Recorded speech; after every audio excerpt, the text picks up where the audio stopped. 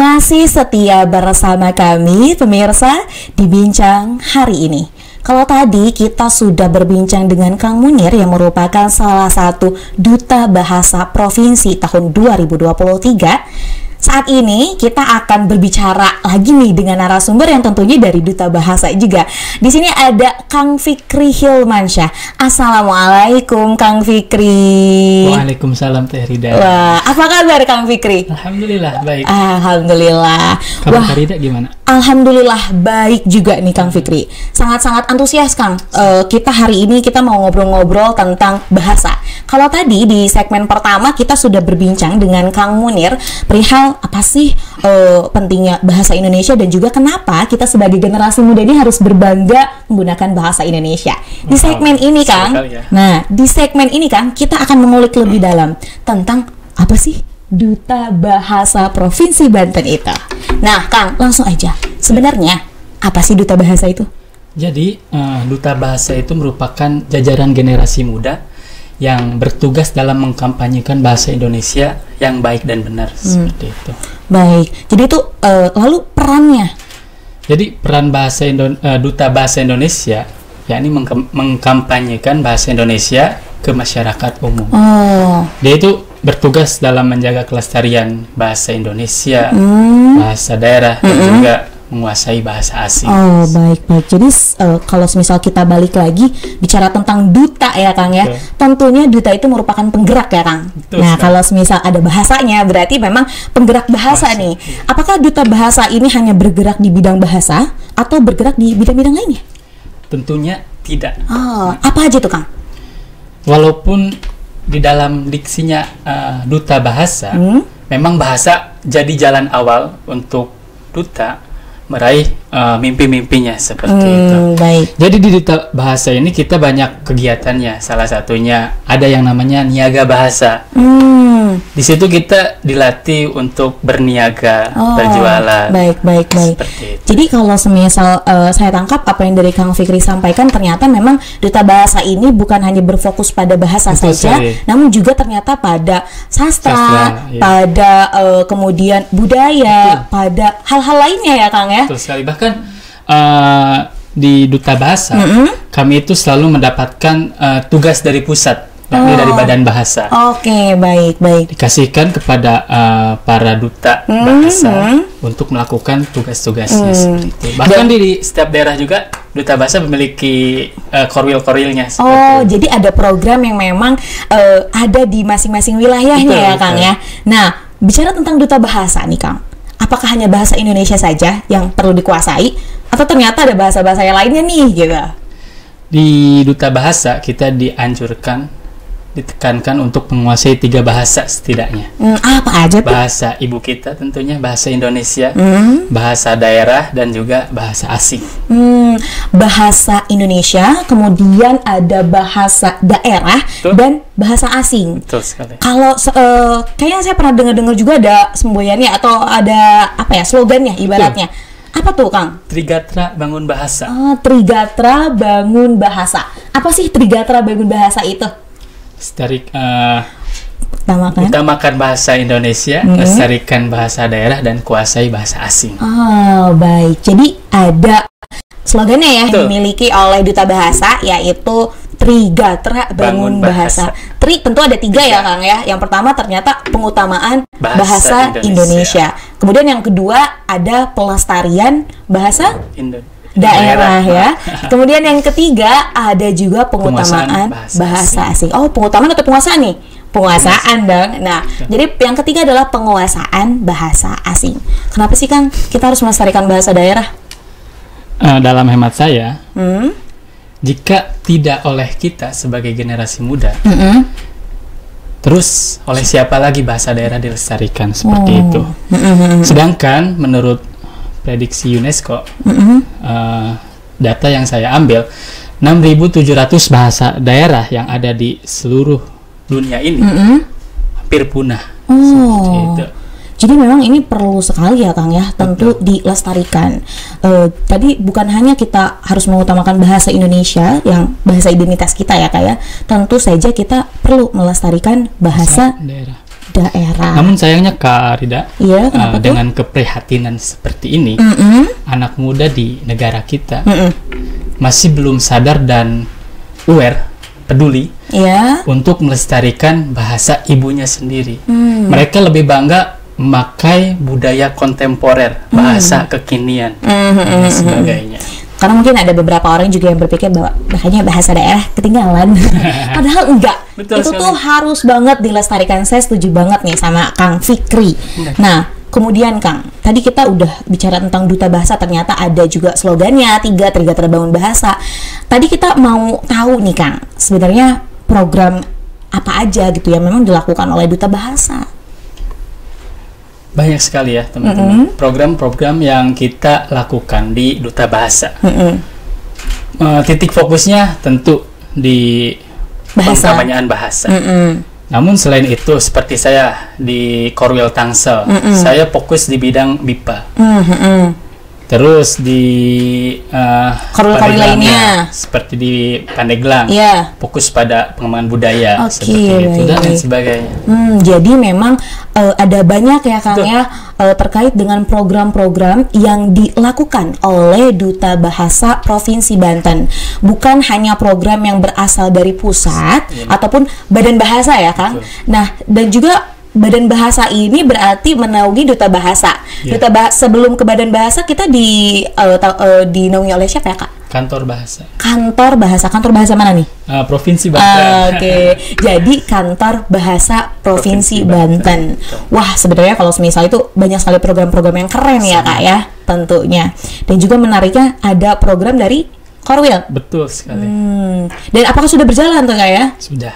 Fungsinya apa sih Kak sebenarnya? Jadi itu untuk memberdayakan masyarakat daerahnya sendiri. Jadi kan di Banten terdiri dari 8 kabupaten kota. Iya. Nah, di masing-masing kabupaten kota itu terdapat duta bahasa untuk mengkampanyekan bahasa Indonesia di daerahnya tersebut. Oh, Seperti baik-baik. Jadi dalam skala regionalnya lah ya, Betul bukan yang sekali. belum provinsinya nih. Iya. Tapi di provinsi juga ternyata banyak program-program yang hebat. Betul. Wah, menarik ya Kak. Ternyata menarik. Duta Bahasa Provinsi Banten itu.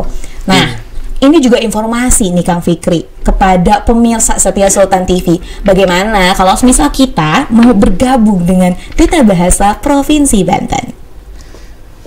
Kalian bisa cek terlebih dahulu IG-nya Duta Bahasa Provinsi Banten. Instagramnya, Iya, namanya Dubas tadi Banten. Dubas Banten. Banten. Di situ sudah tertera banyak informasi tentang pemilihan Duta Bahasa Provinsi Banten, teman-teman. Mulai dari kriterianya, syarat-syaratnya, sudah ada informasinya di situ. Udah ada pamfletnya. Oh, sudah ada posternya tentunya ya Betul. Kang ya. Sejak kapan dibukanya Kang? Kemarin, sejak 26 Februari, 26 Februari sampai tanggal 17 Maret. 17 Maret. Wah, teman-teman ayo segera bergabung ya. Tuh, Nah, sayang sekali apabila iya. terlewatkan. betul sekali. Tentunya nih Kang ya, kalau tadi sudah disampaikan tanggal dari pembukaannya dari tanggal 26 Iya. sampai tanggal 17 Maret. Apa sih kriterianya? Kalau tadi kan baru disampaikan sama Kang Fikri nih, Betul. menguasai 3 bahasa katanya. Iya. Selain itu Kang, boleh disampaikan kepada pemirsa? Yang pertama, tentunya berwarga kenegaraan Indonesia. Kemudian Berdomisili atau beraktivitas di wilayah Provinsi Banten. berdomisili dan Atau beraktivitas. beraktivitas, Oke, betul. baik. Kemudian Untuk minimal usianya 18 tahun dan maksimalnya 25 tahun, teman-teman. Pada Agustus 2024. selain itu Selain itu ada juga tentunya belum menikah. Untuk yang udah menikah tidak jangan dulu ya. perlu. Oh. yang udah menikah jangan dulu ya Kang ya. Iya. Kemudian apa lagi nih Kang? Kemudian juga cakap dalam berbahasa Indonesia, berbahasa daerah, dan juga berbahasa asing. Bahasa daerahnya tuh bahasa daerah apa nih Kang? Itu juga perlu di Betul sekali. bahasa apa tuh? Karena pemilihannya ada di Provinsi Banten, tentunya harus menguasai bahasa daerah yang ada di Provinsi Banten. Oh, baik. Kemudian bahasa asingnya, ada nggak patokannya kayaknya harus bahasa asingnya 3, 5, 7 nih. Kira-kira berapa nih gitu? Tidak ada. Yang penting menguasai bahasa satu ya, asing, minimal, satu ya. Iya.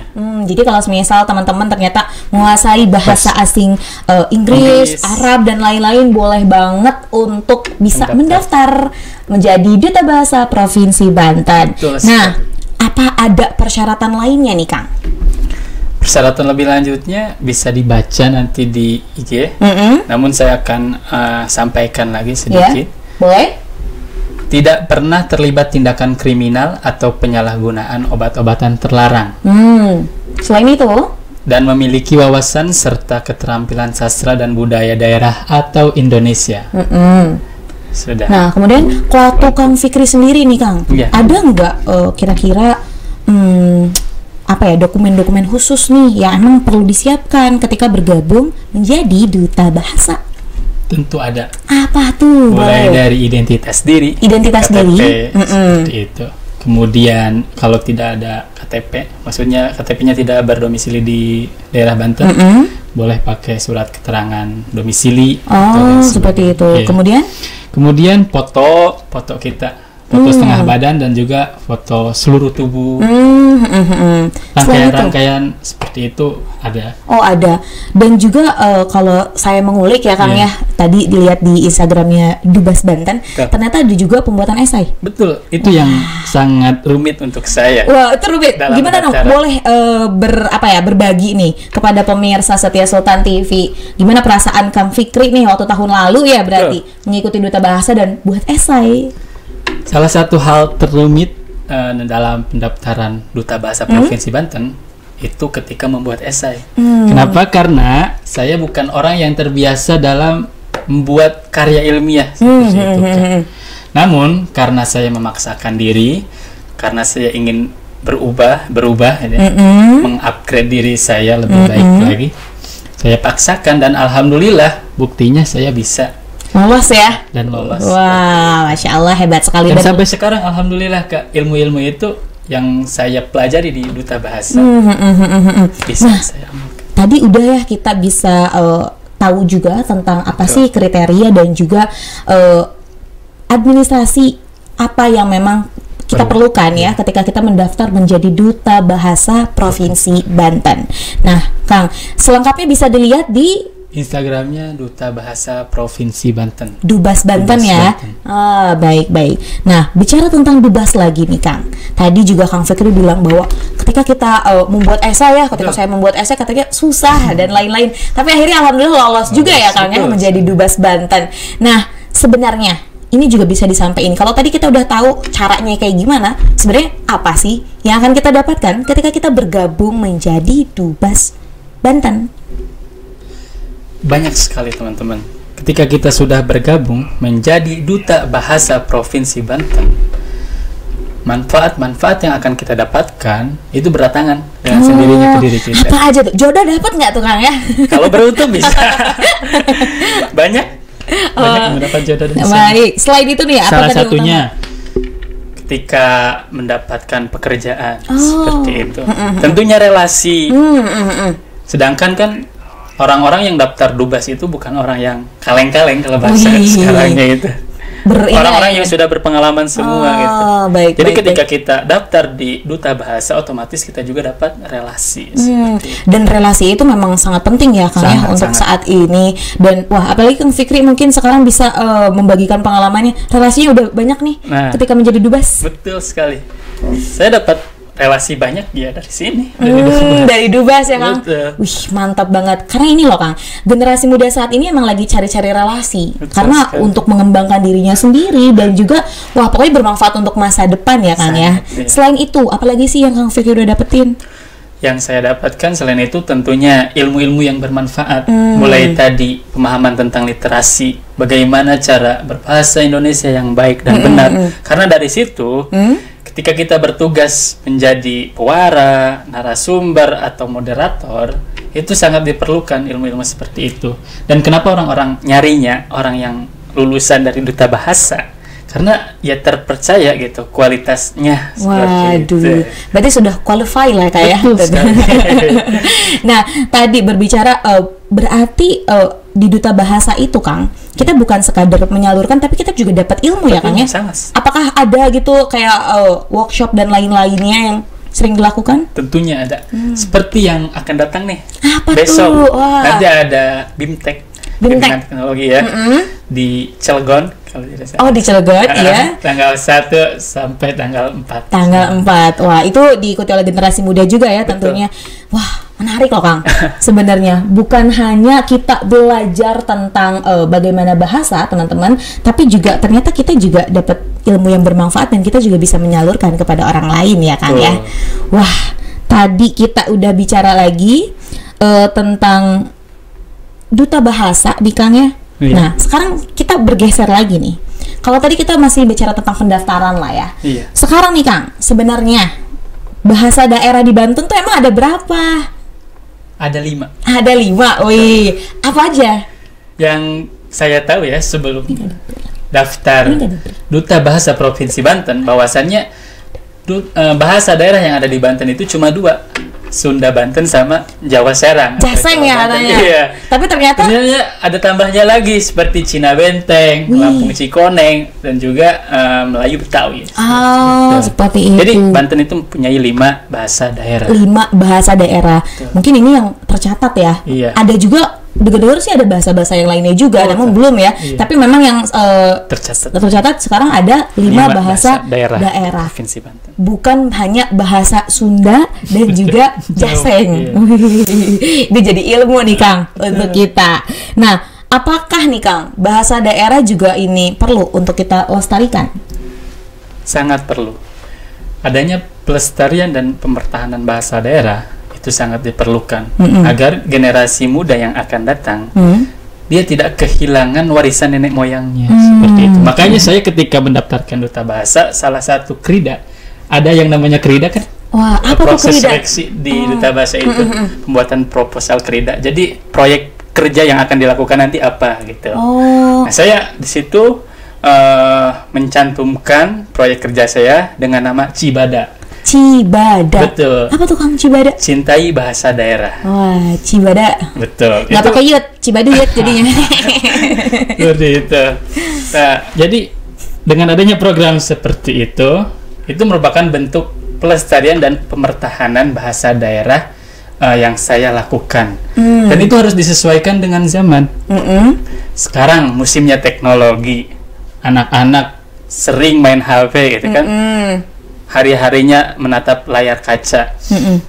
Kita harus menyesuaikan bagaimana cara pelestarian dan pemertahanan bahasa daerah yang tepat gitu, yang masuk ke generasi muda. Makanya saya ciptakan Cibada itu sebagai bentuk aplikasi dalam belajar bahasa daerah. Bahasa daerah. Iya. Kalau semisal kita lihat nih Kang ya sekarang, fenomena penggunaan bahasa daerah sendiri itu seperti apa? Fenomena penggunaan bahasa daerah itu sedikit sekali. Hanya dilakukan, dituturkan oleh orang-orang yang sudah terdahulu saja. Bahkan sekarang di lingkungan keluarga pun bahasa daerah sudah tidak digunakan lagi. Mereka lebih memilih bahasa asing. Betul. Bukannya jelek, tapi ya tidak ada pelestarian di situ. Justru ini ya yang ditekankan oleh Duta Bahasa Banten. Wah, Kang Fikri, makin menarik pembicaraan kita pada hari ini nih tentang Duta Bahasa dan juga berbangga dengan bahasa Indonesia, bahasa daerah dan juga bahasa asing. Nah, baik pemirsa setia Sultan TV, jangan kemana-mana, kita akan kembali sesaat lagi, tetap bersama kami di Bincang Hari Ini.